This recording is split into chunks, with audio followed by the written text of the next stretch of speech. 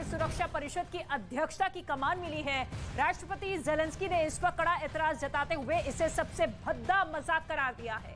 रूस ने फरवरी 2022 में यूएनएससी अध्यक्ष बनने के बाद यूक्रेन पर हमले की शुरुआत की थी। राष्ट्रपति ज़ेलेंस्की रूस को यूएनएससी की कमान मिलने से ही नहीं बल्कि पुतिन के जेम्स बॉन्ड से भी परेशान है। इस जासूस को नाटो पुतिन का आई इन द स्काई यानी कि आसमान में पुतिन की आंख कहता है और पुतिन के इस जेम्स बॉन्ड के पास एक ऐसा हथियार है जो अगर किसी टारगेट को लॉक कर ले तो फिर उसे तबाह होने से कोई नहीं रोक सकता। ज़ेलेंस्की की परेशानी का सबब यह है कि उनके पास इन दोनों को रोकने का कोई जरिया भी नहीं है।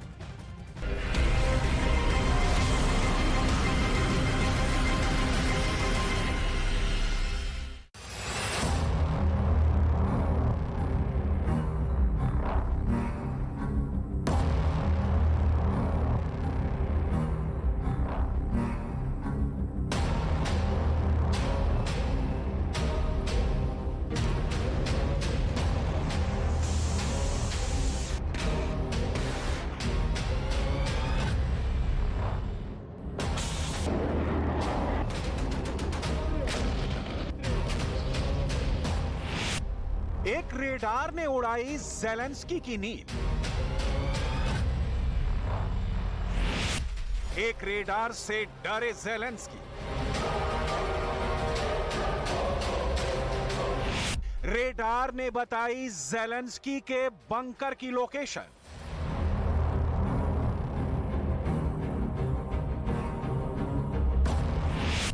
ज़ेलेंस्की के निशाने पर पुतिन के रेडार। यूक्रेन के राष्ट्रपति वोलोदिमीर ज़ेलेंस्की रूस के राष्ट्रपति पुतिन के एक रेडार से परेशान हैं। इस रेडार को पुतिन की आई इन द स्काई यानी आसमान में पुतिन की आंख भी कहा जाता है।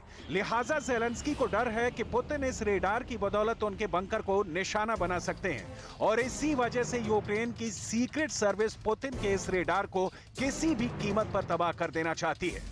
लेकिन ये इतना आसान काम नहीं है क्योंकि पुतिन का ये रेडार बेलारूस माचुलिश्ची एयरबेस पर तैनात है। पुतिन का ये रेडार असल में रूस की वायुसेना का battle management and airborne early warning and control system की क्षमताओं से लैस बेरिएव A-50U एयरक्राफ्ट है। अपनी सरहद के करीब बेरिएव A-50U एयरक्राफ्ट की तैनाती से ज़ेलेंस्की इतने परेशान हैं कि वो इसे किसी भी तरह नष्ट कर देना चाहते हैं। आइए अब आपको ये बता दें कि आखिर बेरिएव A-50U रूस के लिए इतनी अहमियत क्यों रखता है। बेरिएव A-50U एक जासूसी एयरक्राफ्ट है। ये एक बार में 60 से ज्यादा लक्ष्यों की निगरानी कर सकता है। ये एयरबोर्न कमांड और कंट्रोल क्षमताओं से लैस है। बेरिएव A-50U को 15 लोगों का क्रू ऑपरेट करता है। इसकी ऑपरेशनल रेंज 7500 किलोमीटर है। नाटो ने इसे मेन स्टे का कोड नेम दिया है। 26 फरवरी को बेलारूस की सरजमी पर माचुलिश्ची एयरबेस पर रूस के बेरिएव A-50U एयरक्राफ्ट पर ड्रोन से हमला हुआ था। खबर के मुताबिक इस हमले में विमान के आगे और बीच के हिस्से को नुकसान पहुंचा था। हमले में 2 विस्फोटों की वजह से विमान पर लगे रेडार एंटीना को भी नुकसान हुआ था। इस हमले की जिम्मेदारी बेलारूस के राष्ट्रपति लुकाशेंको के विरोधी संगठन बाइपोल के नेता अलेक्सेंद्र अज़रोव ने ली थी। इस हमले पर कार्रवाई करते हुए बेलारूस ने कहा था कि उसने इस हमले के आरोपी और उसके 20 साथियों को पकड़ लिया है। रूस के बेरिएव A-50U एयरक्राफ्ट पर हुए ड्रोन हमले की तस्वीरें तो आपने देख ली। आइए अब आपको ये बताते हैं कि आखिर इस एयरक्राफ्ट को नष्ट करने से ज़ेलेंस्की को क्या फायदा मिलेगा। दरअसल बेरिएव A-50U एयरक्राफ्ट अकेला नहीं उड़ता, उसके साथ हमेशा MiG-31 के जेट भी उड़ान भरता है और MiG-31 जेट रूस की air launched hypersonic KH-47M2 Kinjal ballistic missile से लैस होता है। दरअसल जैसे ही A-50U एयरक्राफ्ट का रेडार किसी भी टारगेट को लॉक करता है तो MiG-31 के जेट से दागी गई हाइपरसोनिक किंजल मिसाइल उस टारगेट को नस्तोनाबूद कर देती है। अब आपको ये भी बताते हैं कि आखिर क्यों किंजल बैलिस्टिक मिसाइल को पकड़ना या तबाह करना नामुमकिन है। KH-47M2 Kinjal ballistic missile 2000 kilometre तक मार कर सकती है। किंजल मिसाइल आवाज की रफ्तार से 5 से 12 गुना तेज उड़ान भरती है, यानी दुनिया का कोई भी रेडार इसे पकड़ या रोक नहीं सकता है।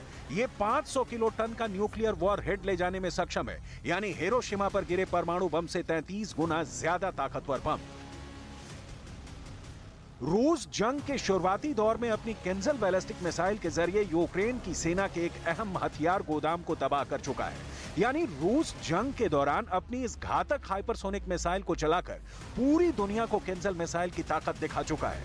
अब सोचिए, जब बेरिएव A-50U एयरक्राफ्ट और किंजल बैलिस्टिक मिसाइल से लैस MiG-31 के जेट एक साथ उड़ेंगे तो ज़ेलेंस्की के बंकर का क्या हाल होगा।